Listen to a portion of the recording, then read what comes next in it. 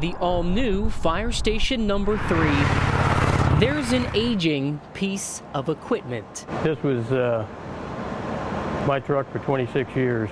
64-year-old Lieutenant Vic Runkle. I absolutely love this job. Has been a Columbus firefighter more than 15,000 days. And every day, he says he thinks of one night on High Street. Yeah. July 25th. Probably the worst day of my life. 1987. We lost John Nance. John Nance was among the first inside the Midoff building that already sweltering night. The veteran firefighter fell into the basement. Rescue attempts lasted all night. These days, in a typical rescue attempt, firefighters can go through as many as 2 tanks of air. That's enough for about an hour. But that night, Lieutenant Runkle was on his 8th when the situation became even more dangerous. The building started falling down, and that's when the chief made a decision to pull everybody else out, and we lost John. Tragedy. Horrible night. Soon became just one word for what happened. The fire was started by an arsonist. This is murder.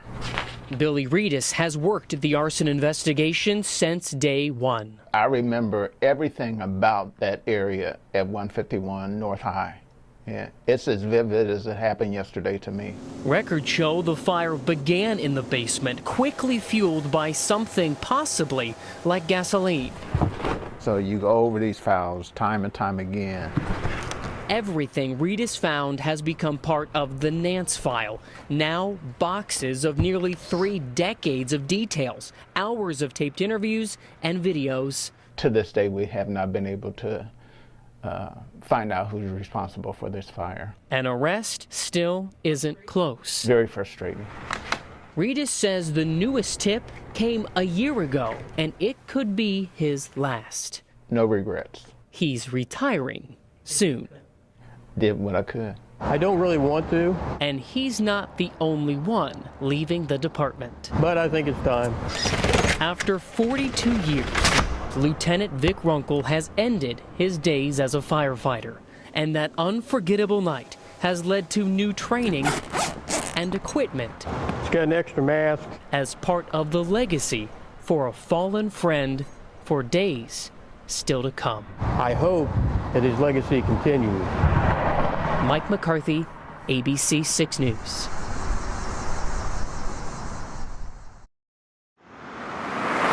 The ramp in Franklinton leads to I-70, and neighbors will tell you to a bad night's sleep. Well, it's been rough. All this loud noise. It's been going on for a while. And Ed Hartshorn's had enough of the noise coming from a construction crew overnight. I've moved my bedroom from the front of the house here to the back. Police say neighbor Dwight Davis tried something else when the noise started this morning. Well, I understand his frustration. Police say Dwight Davis was angry enough about this road construction, he actually went up onto the ramp and confronted, then threatened the ODOT workers, and that's when one of them called 911. And he came up with no shirt on, yelling and screaming and threatening to get a gun.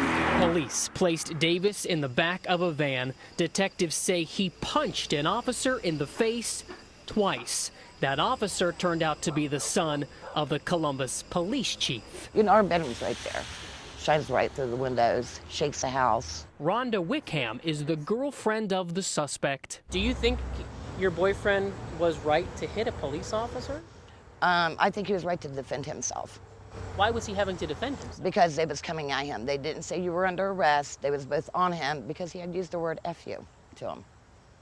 He said, F you. You never hit a cop. You shouldn't hit anyone over, not even the construction workers. They're just doing their job.